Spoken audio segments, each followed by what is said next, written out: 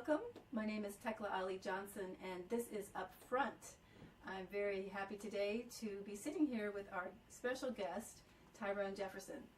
And I just want to say thank you for coming on the show. Thank you for having me. You're very, very, very welcome.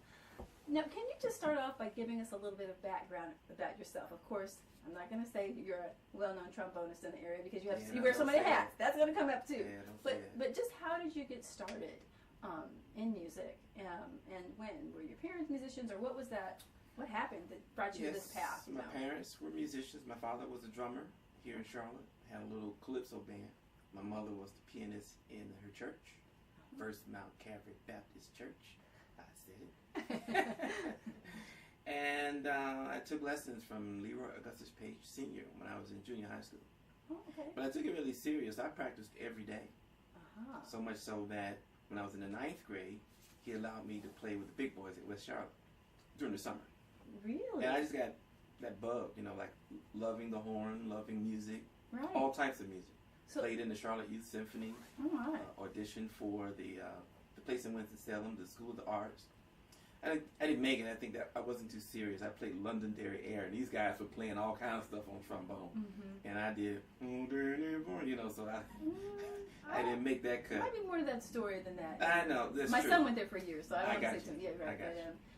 Right. Well, you sound like you did take it very seriously, and you named one mentor. Would that be your primary mentor teacher, or were you looking at other role models? Who were you looking at in that time? Well, musically, it was Leroy Augustus Page Sr. And Johnny Holloway, who's just turning 90 years old. We're going to do something for him in 2 weeks. So I think I heard about that. So what role did he play in your life? Well, he turned me on to the orchestral world. Because Johnny Holloway at the time at Northwest was in charge of the orchestra. Okay. And the tunes we played, I didn't hear anyplace else other than in my orchestra class. So that was cool.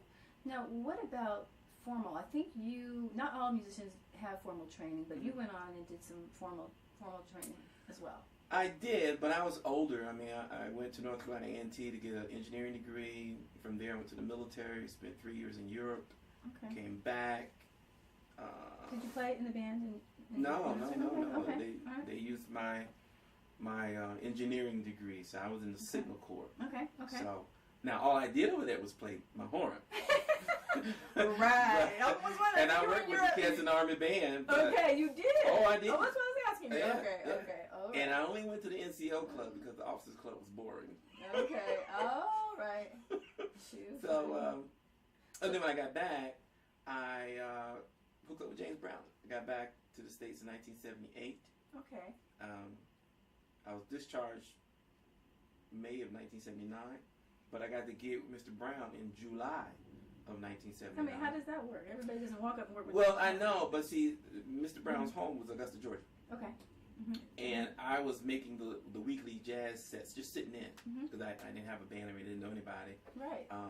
So I'd make the sets, and one night they needed a fourth horn to go to Canada. And they called me at 3 in the morning. I thought it was a joke, by the way.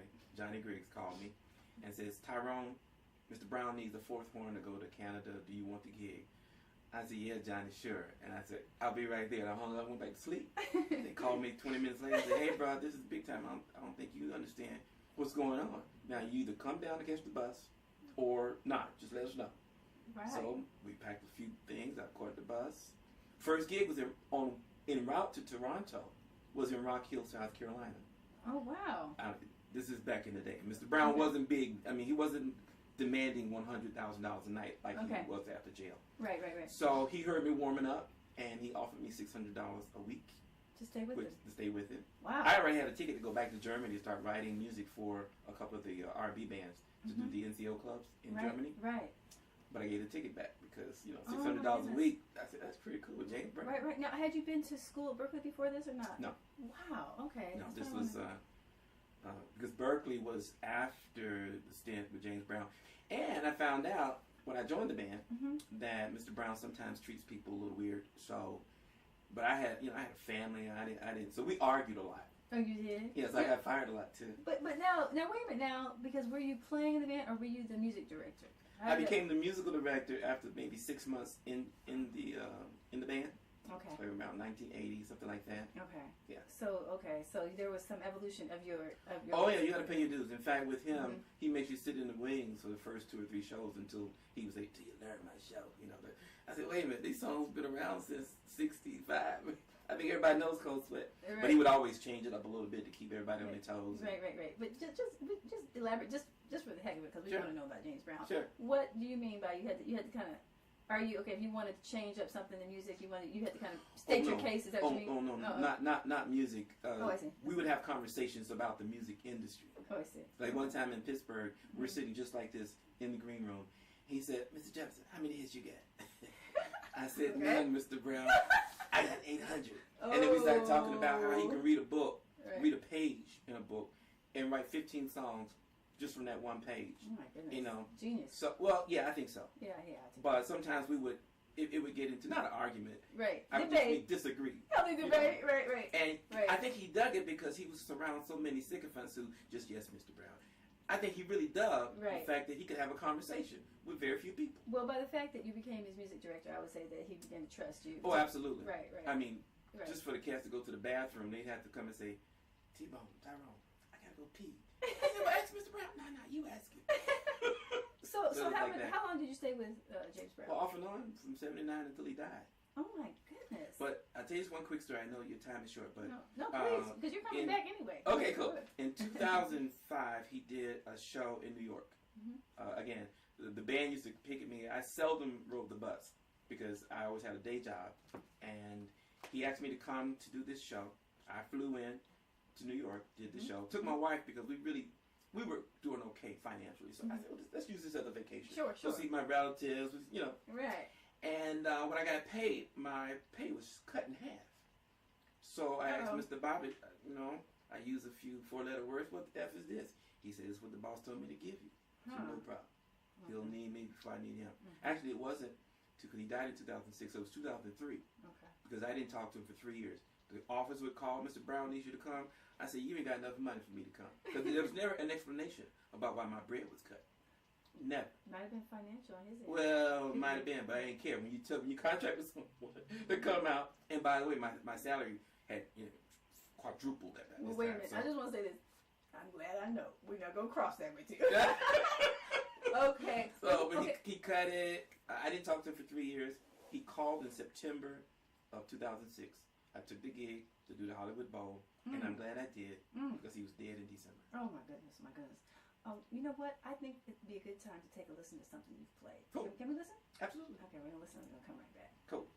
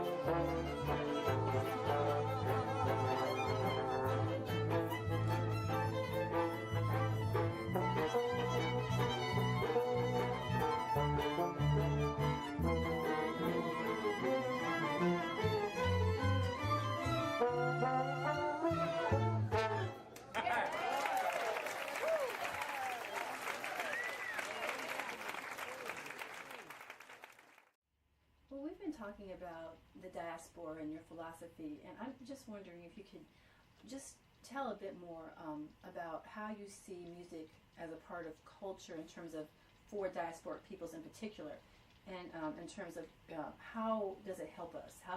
What is the potential in it? Why is that a reservoir for us in terms of what we face as people that are spread out from our motherland? Yeah. If music really is the international language, I try to use music as a vehicle to get people to listen. Now, for me, that's a big word, listening.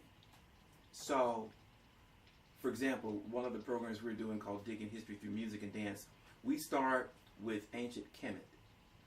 We hopefully are able to attract people with the music and the message. The music is just a little hook. Music for me is like air. And people don't have to be able to speak English or Spanish or anything to enjoy it. So that sets the bed for what's coming. Then the presenter presents the story of ancient Kemet, all 30 dynasties. And then we have them dance a little bit. You know, we're doing a West African or East African thing. Right. So music is just a vehicle for me to get a message across. Any kind of message. We use it in church. We use it in drum circles. I mean, it's... And it sounds like you use it as a vehicle to bring through other aspects of culture, like our history and That's our... right. Okay, wonderful. As well as, though, different types of music. The thing we just did a week or so ago in commemoration for Martin Luther King, right, where we coordinate or collaborate with the Charlotte Symphony Orchestra String Quartet and some students at UNC Charlotte, just to present. It's called Bridging Musical Worlds. Right. So we'll have different types of music, different genres. Right. Classical music, that's what the two organizations do. And then my group will play jazz, right, or R&B. Sign of the times. A sign of the times. And then we do something together. Wonderful. So Bridging Musical Worlds. So you're teaching even in that setting as well. Every time I walk out this door. Can't get away from it. Yeah, the older I get, I try to listen more and talk less. Well, very, very good. I guess I want to know just a bit more about what you're doing in terms of I think it's in March. You have an event coming up in March also. Right. Now, what is that called? It's called our annual Black History production, where it's always a themed event. One year it was called The History of R&B and Funk, where I brought the James Brown Band in, and I went through the evolution. Everything starts in Africa. All my stories start in Africa. Right.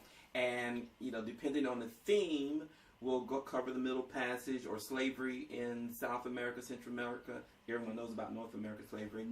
I'll spend time talking about the Black Church, juke joints, bebop. Okay, so this is the 15th. This is the 15th annual. Is that right? No, that's a general theme. I use that for every March. I'll do a themed event that tells the story of a people. Now, I may put a little subtitle on it. Like one year we did quilt. It was called something for women. Also, maybe for it was all my favorite women that influenced my life. Right. Oh, beautiful. Yeah. Beautiful. We did something for fathers, black men. Right. Okay, I see. So it's different every year. This year it's called The Evolution of the Big Band, from Louis Armstrong to James Brown. Very exciting. That's March 5th. Is it? March 27th and 28th. Okay, looking forward to that. Definitely. Why don't you just talk a bit more about your music performances and advocacy and how you see yourself right now at this point in your musical career? You talked about teaching, but do you still perform a lot? Oh, yes. Okay. And my goal now is to, right now I'm working on transcriptions of some of the earlier big bands. Oh. So we won't interpret. I'll transcribe Fletcher Henderson's big band of King Porter Stomp. You mean you'll write in composition form? Is that what you mean by transcribing? Yeah, I listen like old school. Right, right. I used to listen to albums. It's much better now with CDs. Right. But I'll listen to the record and I'll transcribe the bass line, the piano line, the guitar line, all the horns. And that's not been done? It probably is, but it's good for me. I could buy it probably online. Oh, I'm not sure. Well, I'm the big band. That's my era. Cool. I love that. Then you'll like this. Then I'm going to love cool. it. Cool. I can't wait. I want to talk just a little bit more about the music. What is your philosophy of the music scene today? How is the music industry responding to jazz musicians right now? How much time you get? Oh, we don't have no time. Just give me a hint. I'll give you one word. What? Sucks. Okay. Someone sent me an article the other day about the death of R&B, where people could really just get on stage. They knew how to work with audience. they have real instruments. It's gone. Gone. Mm-hmm. I'm talking about for record labels and on what's on the radio. I've been hearing about that a little bit, how they don't use the drums and stuff like that at all. No. And shoot, like I just asked the producer a minute ago. Right. I need help on how to do something because now someone wants me to be a producer. Right. I don't want to come to him and say, hey man, I'm old school. You know, let's just bring in a drummer. No. Right. They need to hear all this stuff before you bring in real cats. Somebody said there was like 27 great drummers in the city and then they're all out of work or something like that. Exactly. That's what this does. That's true or not. That's what it does. Oh. Well, if you can master the technology, somebody's out of work. But when you perform, you bring in the band. You bring everybody Always. back together. And I know I haven't been to one, but I've heard from several people that you form these jam sessions, or you try to bring musicians together. Now, how does that absolutely. work? Well, we have different programs. Okay. We do a Bridging Musical Worlds in January. We do Digging History end of January through the first week of March. March we do a themed event. But in April we do a jazz workshop and concert once a month, every fourth Sunday from April through October. We participate in Kwanzaa. We do a giving back concert, a giving thanks concert in the spirit of Jazz Vespers every November. So we have a lot of stuff going on. So, we're going to post on the website where some of those things and the credits, or where some of those things can be attended so that the public will know. But, so that gets me a little closer to understanding you. So you see yourself, consciously as supporting, not just playing music, not just being a musician, but advocating. Absolutely. For musicians here in Charlotte. Well, not only advocating for musicians, for me, it's more of it's a cause. Mm-hmm. I think every musician ought to have a purpose, and if you're able to live that purpose out to the fullest extent, then you're doing what I think God put you on here on this earth to do. It kind of brings us back to the earlier conversation. So it's more comprehensive than music, because music is a vehicle for you to do. And then you fill in the blank. Whatever. I think God kind of put me here to share what little bit I've learned in these almost 62 years. I think that's why God put me here. And the one thing I've gotten out of what you're saying is that for you, music and culture and the people go together. All intertwined. Okay, sounds like you're still very, very, very active in producing, not only composing, but also producing music, recording, and playing all over town. And I still got the James Brown Band, even though that's a long story too. All right, very, very good. Now, just a quick clarification, and then we're going to probably have to wrap up here today. Okay. But the Sign of the Times is both a nonprofit and a band. Is that right? Is that right? No. Okay. Sign of the Times of the Carolinas is the nonprofit. Okay. And the band, A Sign of the Times, provides the services that funds many of the programs that the nonprofit will do. Okay. So it's kind of all intertwined. Most people know of us as a band, but we're trying to change that by getting the word out about the nonprofit and all the programs we do in the community. But they can look you up and absolutely. Signofthetimes.org. Okay. Well, it has just been wonderful talking. It's been my pleasure. I have really enjoyed it, and I want you to come back. Cool, thank you. Okay, thank you so much. And we're going to listen to what on the way out? Connections, one of my favorites. One of your favorites that you actually composed. Yeah, but that sounds self-serving if I say that. No, not at all. Not at all. This is all about artists here. So okay, thank you so very much. Thank you. Okay. We'll see you guys next time. Thank you for joining us.